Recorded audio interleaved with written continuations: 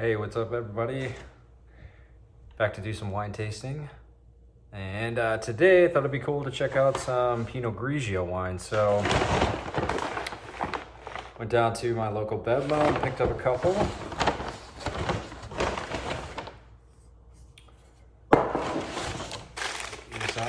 So Pinot Grigio comes from Europe, from northeast Italy. There's also Pinot Gris in Alsace in France, in northeast France. Super popular wine, especially as we're getting into spring and warmer months. So I've got 3 Pinot Grigios from Italy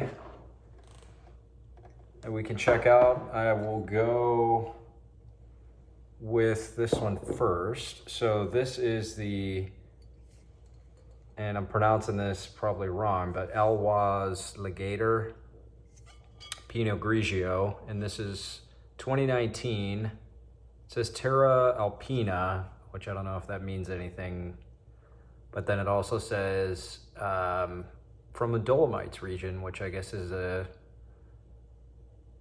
Italian designation, which I wasn't super familiar with, although, you know, Dolomites are in northern Italy, I think more on the east side. You can check that out while I open this up.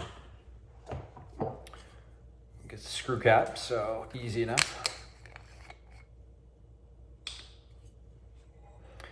So I haven't tried Pinot Grigio in forever. When I used to sell wine way back when, Pinot Grigio was, this is in Michigan, was like one of the most popular white wines that we could sell.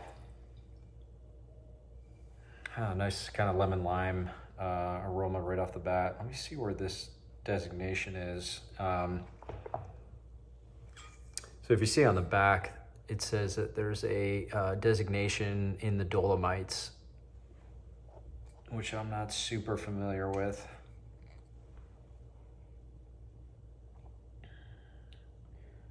And I'm pretty sure that that is in northeast Italy,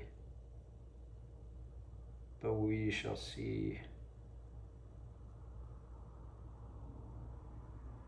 Vigneti Delle Dolomiti. I can't pronounce Italian for shit, but that's something like that. Let me see if it says, shows where this is. It's kind of hard to find. It doesn't pop up right away on like a map.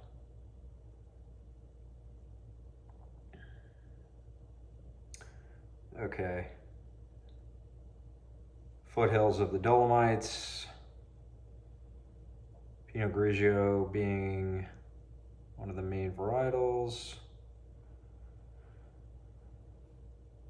So I wonder if this is kind of a region of the, region of the Trentino Alto Adige, which is a higher classification region within Italy. I think that has the DOC or DOCG designation, whereas, I don't know if you get wine nerdy about this stuff, it has the lower designation, Indicazione Geografica Tipica. So it's like saying, you know, it's got either less restrictions on making the wine. The quality could be just as high as the DOC and the DOCGs, but just has less restrictions, or it just might not have a higher classification because somebody hasn't gone through the process to argue that it's a unique place. A nice nose though. I mean, just kind of, kind of a lemon or lime zest.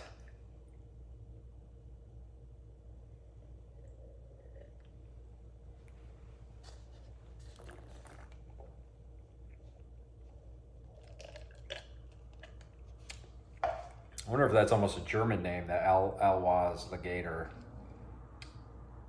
See if it says anything on the back here. Mountains in northern Italian Alps. Combination of Mediterranean and Alpine influences, fresh, expressive, and lively wines. Okay. I used to sell one of these wines way back when, and this is kind of like on the higher end of Pinot Grigio. I mean, Pinot Grigio can run from like $10 to 30 typically. And then when you get into Alsace, when it's coming from some of those producers, it can go higher, 50s, 60s plus. So for this one, I spent $16 on. So, you know, pretty reasonably priced.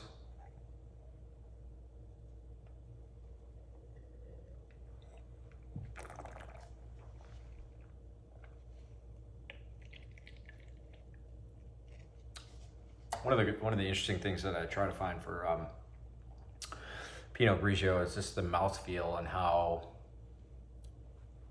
the concentration feels when I taste it. I've had a chance to taste some like high-end Alsatian Pinot Gris, same grape, and those just have an immense kind of like concentration of flavor. Not that they're sweet, but just it has a concentration of the overall grape and flavor that is delicious and interesting. And anyway, so I always try to think like, what is this concentration level compared to Alsatian Pinot Gris? And this one's decent, you know, lighter than the Alsatian ones that I've tried.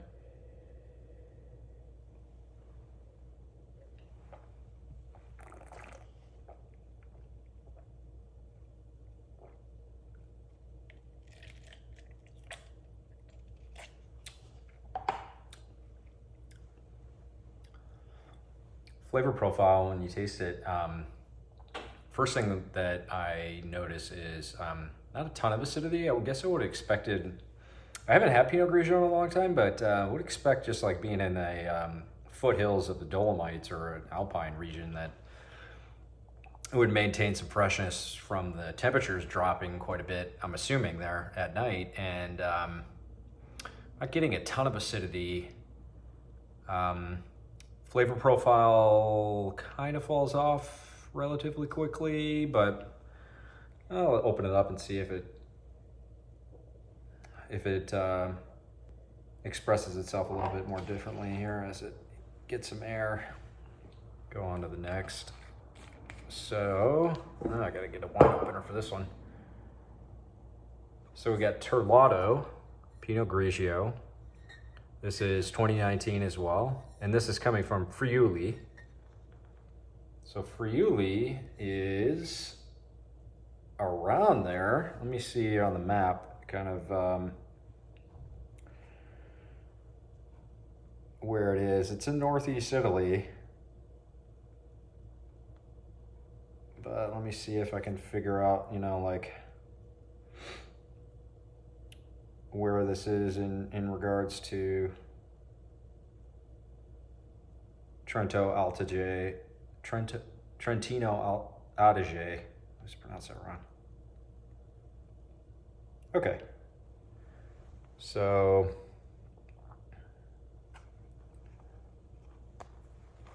here's the wine map.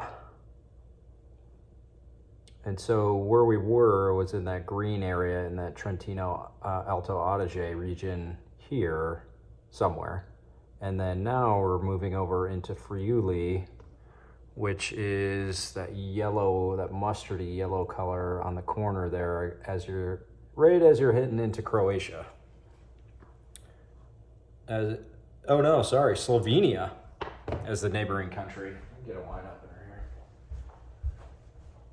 here. Actually, last time I did an Italian wine tasting, the person that was pouring was recommended to go into Slovenia, saying it was really awesome. I've never gone there before. But it looks beautiful. Oh, cool.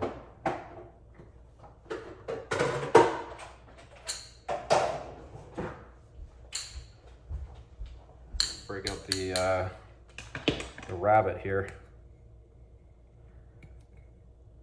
Okay, so Friuli, Northeast Italy. Haven't been there before. A lot of nice wines come out of there though. Let's check this out. I've done one of these rabbit deals in a while. It's supposed to be pretty foolproof though.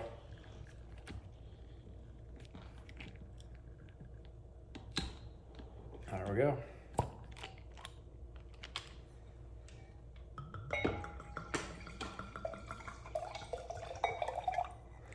A lot of the color of these are going to be kind of that pale straw yellow.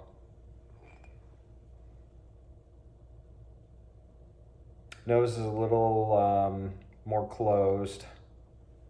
13.5 on this one, alcohol. The last one, where does it say? 12.5, interesting.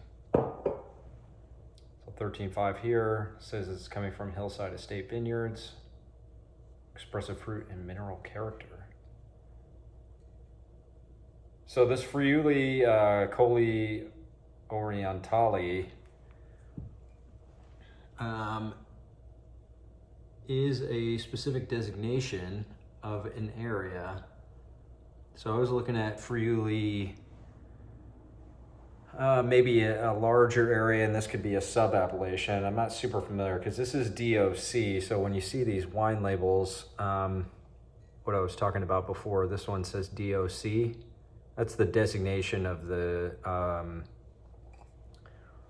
geographic region where the wine is coming from, which brings along certain requirements. So then as you go into less requirements, that's when you get into the IGT. It's the acronym for the one that we have for the last wine. So DOC, more requirements, DOCG, even more requirements to limit the types of varietals that are coming out of a certain area, and have certain minimum bars about the winemaking process itself. And that could be anything from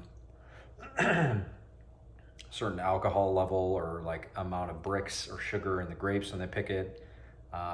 It can mean certain varietals only, Pinot Grigio, Chardonnay, just white wine example, Sauvignon Blanc as an example. Not from these, but just like in general. And it could have winemaking rules like you've got to age the wine in oak barrels for at least 2 years before you can sell it. You won't have something exactly like that for a white wine, but those are the types of things that you'll see in these regulations. I'd say this is going to be a more interesting nose. The last wine, the Lageder, was kind of, a straightforward lemon lime zest. This does seem like it's going to open up into something a little bit more complex.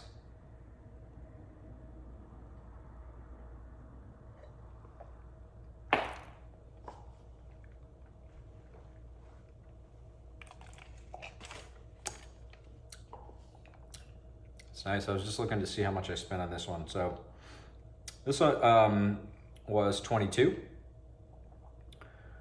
So $6 more than the Lageder. Taste profile, kind of right off the bat, is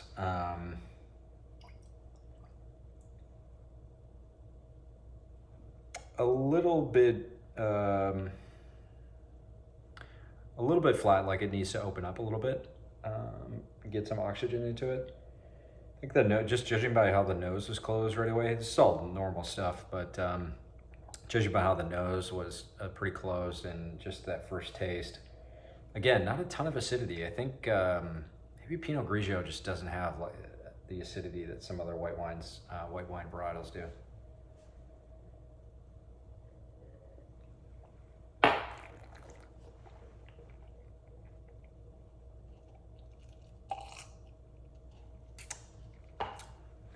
One of the cool things about Pinot Grigio is that they're great to cook with, meaning if you want to create a sauce, adding a glass or two worth of a wine, and it doesn't need to be this much, but just adding a glass or two of wine that's drinkable into your saucepan after you pull out chicken, after you pull out pork or whatever, and reduce that down with some of the aromatics or onions or whatever else that you're cooking in it. Reduce it down, maybe add a pat of butter. It can be a really nice sauce to go with your meat. Those kind of meats, pork, chicken. You could definitely do fish, whitefish.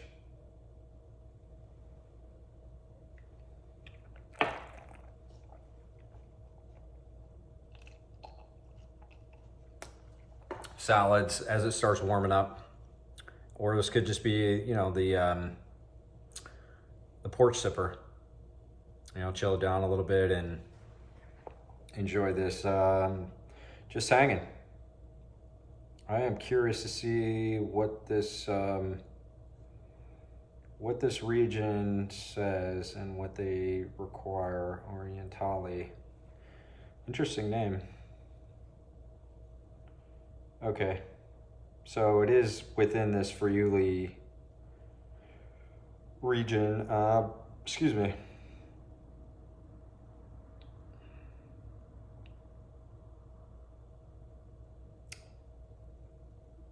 So they do have certain grape varietals that they allow.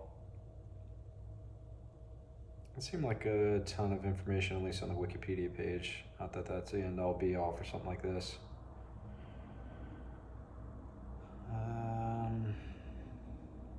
Yeah, just kind of curious.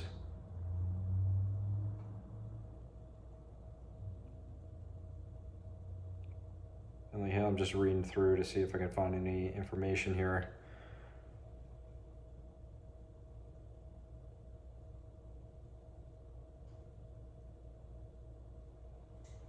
I have a beautiful website, and that's translated from Italian.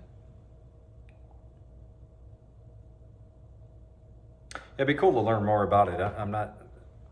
You see a lot of wines from if you're at a shop that has Italian wines, you'll typically see like Italian white wine from this area, Friuli or the Trentino Alto Adige.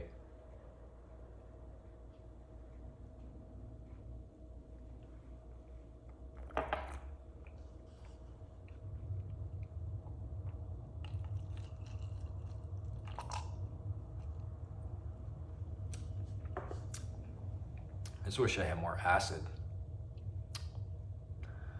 They just don't. I think it's just the Pinot Grigio grape. And then for me, I don't dig it as much because, you know, I typically want to have this with some food with some fat and use the acidity from the wine to counterbalance that fat. So I've said this before, but think about it like a vinaigrette. You know, you're not just going to dump a bunch of oil on a salad and call it quits. You're going to add some lemon juice. You're going to add some white wine vinegar. You're going to do red wine vinegar, you know, and balance out the fat with the acid. And both of these so far are, to me, kind of on that lower acidity side, which I don't dig as much, especially for white wine. But let's keep moving. All right, third wine is the classic Santa Margherita. When I was selling wine, this was by far the most popular kind of premium Pinot Grigio. I think at the time it was like around 20 bucks. What are they selling it at now? It's the same price, $20? Shit.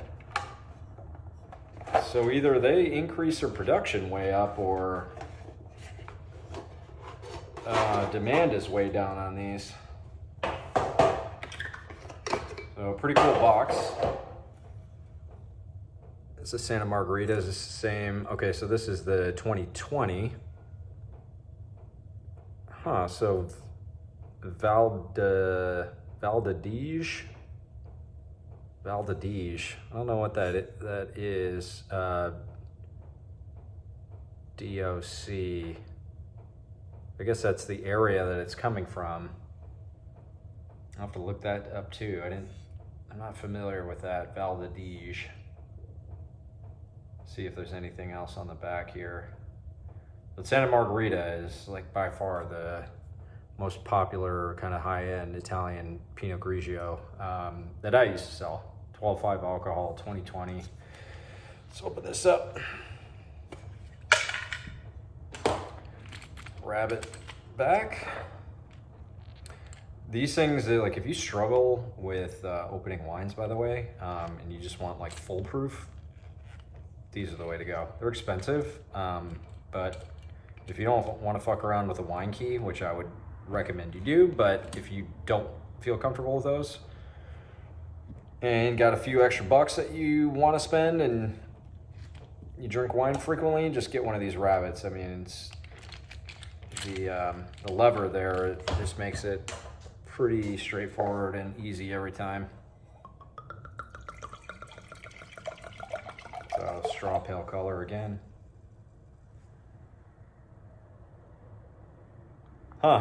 So kind of back to that lemon lime zest smell.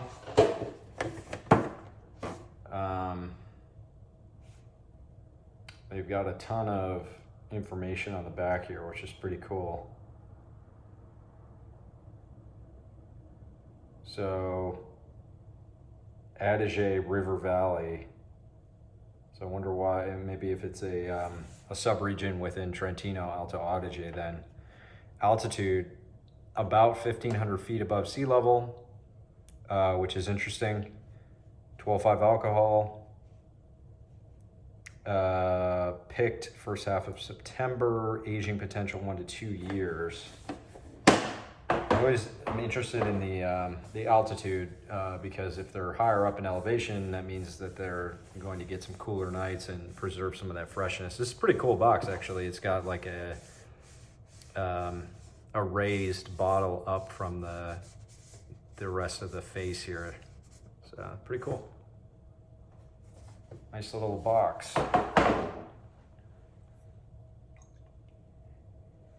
So I saved the Santa Margherita for last because, like I said, it's like the most popular Pinot Grigio that I used to sell. Most well known.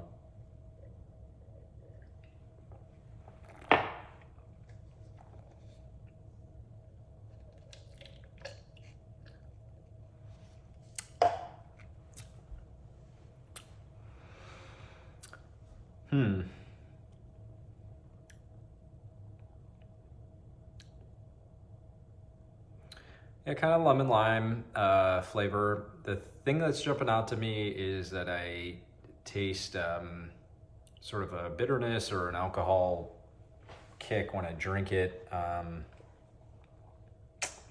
One thing I'm always curious about, I think I've mentioned this in the past, is it'd be really cool if the wineries start putting on the average age of the vines themselves that they're putting or that they're picking grapes from.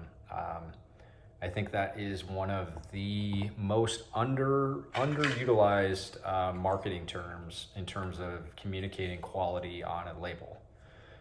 So there's a bunch of shit on the label here. There's a bunch of shit that they legally need to put on the label for the federal government. And then they have a bunch of marketing materials, or they can put a bunch of marketing materials on the back or front. So here you've got just like a bunch of marketing information about, you know, like what the wine is and their story and all that jazz. I think not Santa Margherita specifically, but just in general, wineries do not do enough of communicating how young or old the average age of the vines are. And the higher the average age, I feel like the better the quality is of the wine. You get a concentrated product, you get a more consistent product. And so I think there's a real opportunity for folks, wineries, to do that. I'm just looking up this wine region. I'm curious what this is. So I wonder if I'm just completely mispronouncing this. So it's probably Valdadige then. If it's Alto Adige, then it's probably Valdadige. Dadige, yeah. I'm gonna go with that.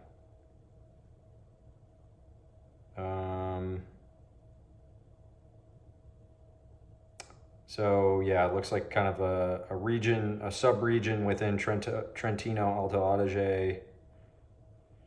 Just reading through here, see if I can pick up some stuff.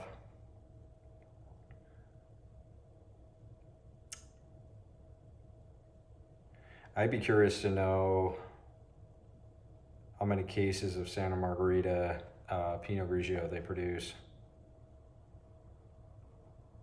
because I think it's a shit ton.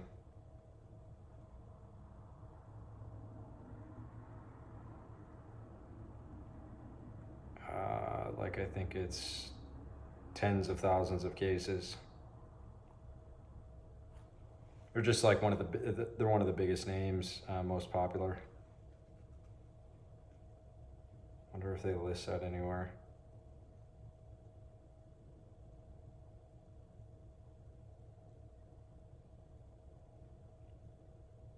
Not seeing something right away, I bet.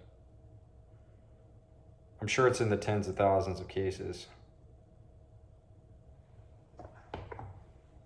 You know, like wine nerds will knock on Santa Margherita and be like, oh, you know, it's not worth the money. You know, they just like a branding thing.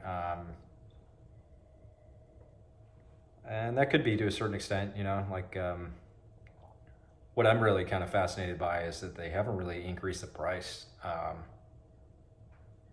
in almost 20 years, it seems like. Like I was selling this back in the early 2000s or mid 2000s. I thought it was like around 20 bucks. You know, it's 15 to 20, something like that.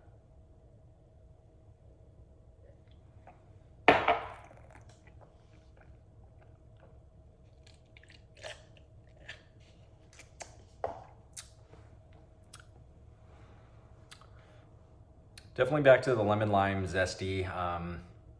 Like I said, the acidity's lower too, like all these. I think that's a Pinot Grigio thing. It is a little bitter flavor coming through. Maybe that'll kind of dissipate here. Let me go back to the Lageder. So I'm gonna swing back and just see kind of like how these are opening up as I'm yapping away.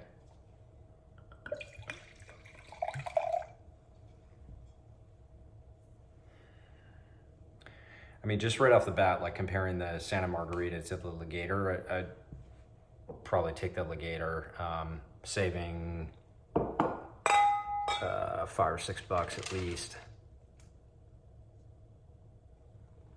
Yeah, saving $4. It's crazy that Margarita hasn't gone up in price.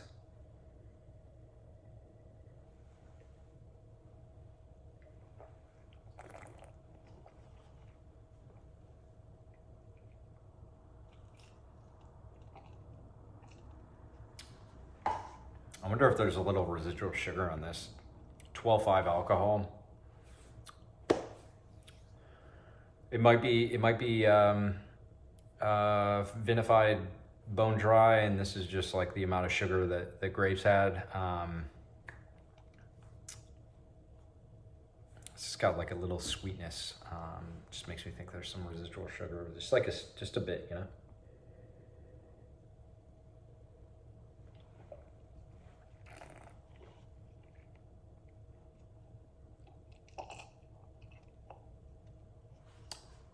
But definitely would go with the Lageder over the Margarita out of the two so far, and I'll go back to the Margarita and taste it again.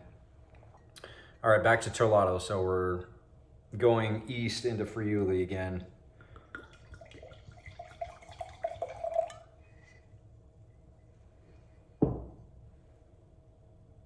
Man, I wonder if they put this into like a neutral oak barrel or something. It just seems like it's got like a little bit more complexity on the nose. Doesn't have like a,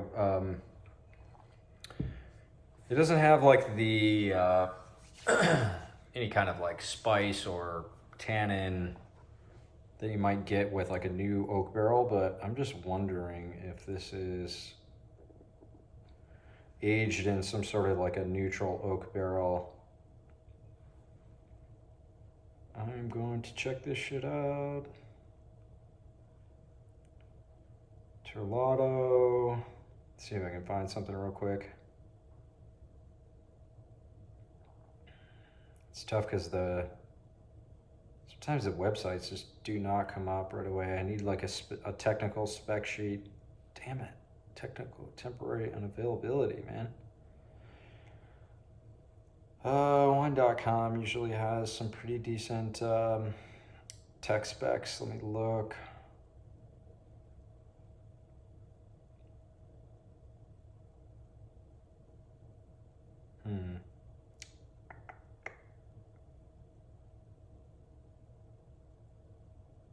Let's say they create a fuller bodied Pinot Grigio, but does that mean that they're aging it in barrel?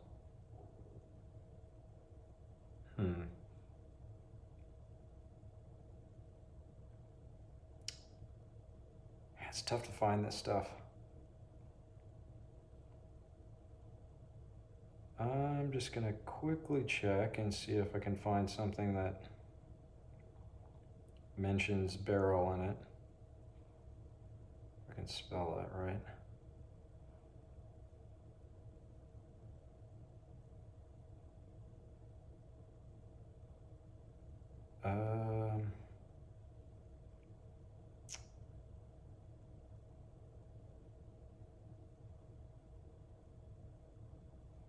Let's see here. I would say the nose is the most complex out of the three. It's more I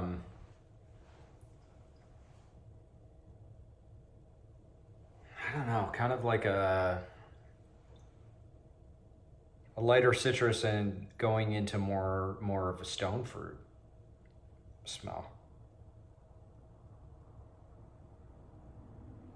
But not sweet, if that makes sense. Some of these, like the Lageder, for example, kind of like a sweeter citrus smell. This is kind of a drier citrus smell. Yeah, and almost like a stone fruit, dry.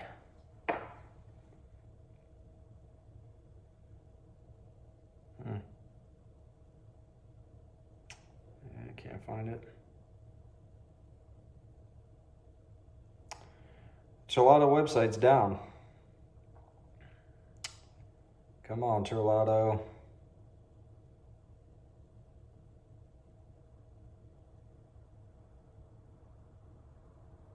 I wonder if I can get to...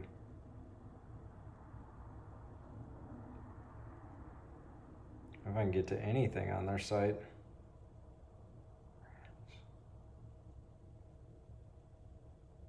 Okay, come on, Terlato. There we go.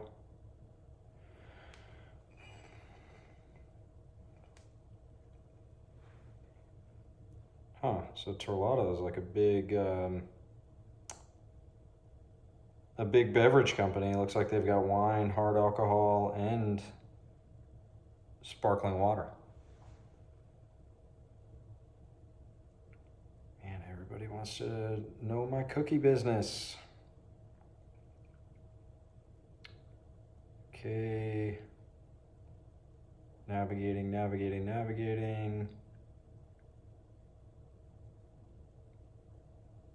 Yeah, so these guys own a ton of different stuff. Home of Pinot Grigio. Oh, pretty cool map.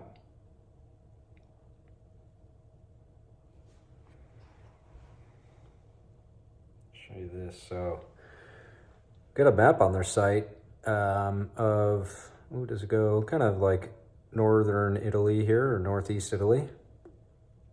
Oh, they go all the way to Piedmont. Okay, so the northern Italy, and then we are in this very far east corner of the Friuli zone, this kind of mustardy color. Cool. So like pretty close to the border of Slovenia there.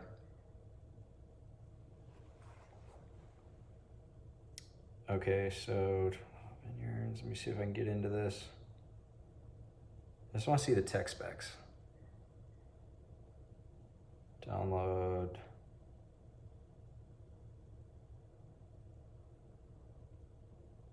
Download.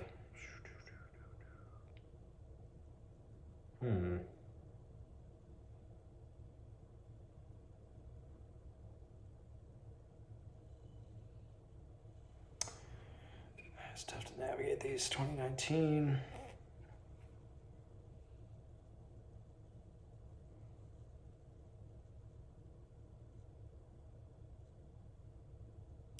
Okay. Product information. Fermented in stainless steel tanks. And it says 6 to 8 months. Oh, okay, here's why. 6 to 8 months on the yeast with weekly batonnage, which I think is like the mixing of the wine with the yeast still on it. Doesn't say if it's aged in barrel or stainless, but fermented in stainless, it says. Okay, so that's interesting. So they're taking the approach of that batonnage where they keep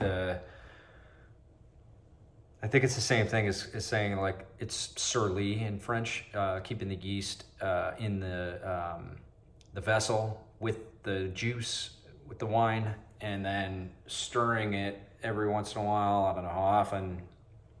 And that mixing of the yeast and the kind of the physical matter that's left from the fermentation process increases the richness of the wine.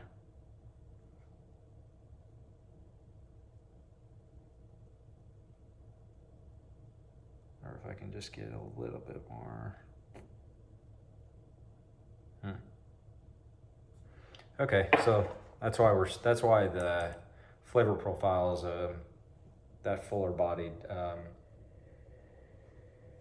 that I'm getting on the nose.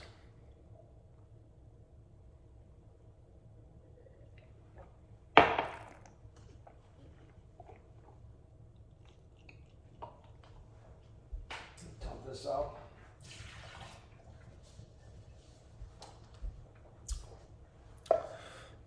So I think this would,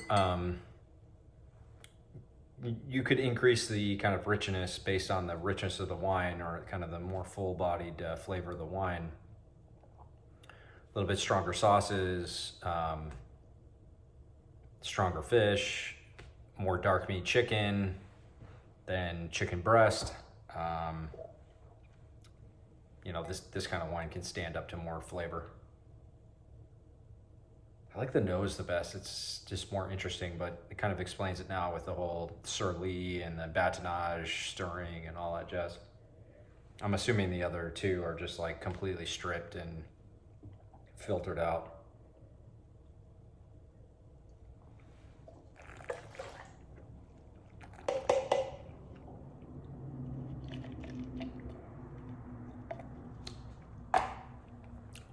So definitely the most interesting out of the three.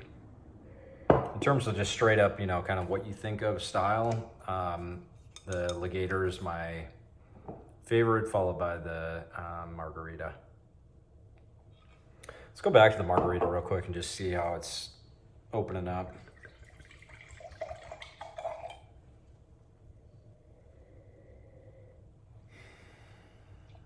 Yeah, much more classic spritzy lemon lime nose.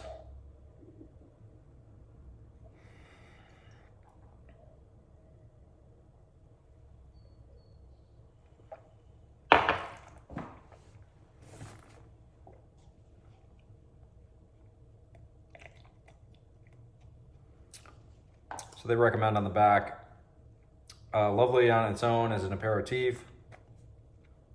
Good with cheese. Okay, yeah, I agree. Although I do like more acidity to match the fat of the cheese. White meats and soufflés. Soufflés sounds interesting. Pair with seafood, shellfish, seafood pastas, rice dishes. Yep, I could see that. Some risotto, right? Like if you're in that kind of Italian theme. Yeah, see, it doesn't talk, yeah. Pinot Grigio just must not have the acidity. Tasting notes, golden delicious apple they list here. Interesting. I haven't had a golden delicious apple in years. It's like 50 million varietals of apples now, which is cool. That's the last time you had a red delicious apple, right?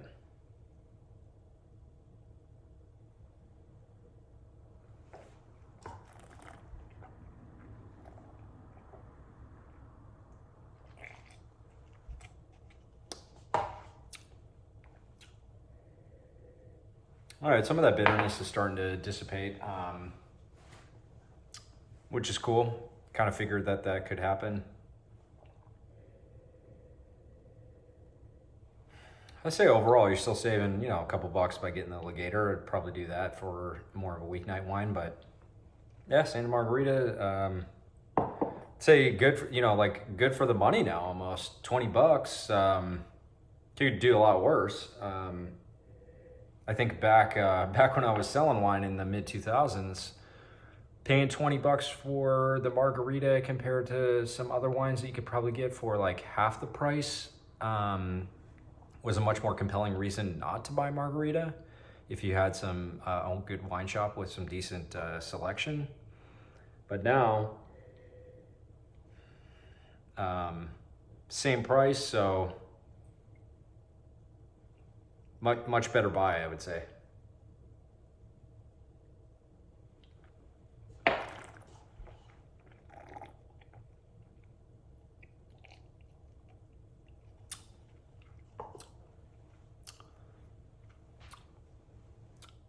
Cool. Well, let me know how you guys have been drinking Pinot Grigio lately, or if not, you know, like what your favorite Pinot Grigio is. When was the last time you had Pinot Grigio? I know for me, it's been years. So this has been pretty cool to just try some of these wines and check them out. Definitely scope out the Terlato and the Lageder if you see those in the store, and Margarita is always a great standby. All right, guys, I'll talk to you next time and see you back with some more wine.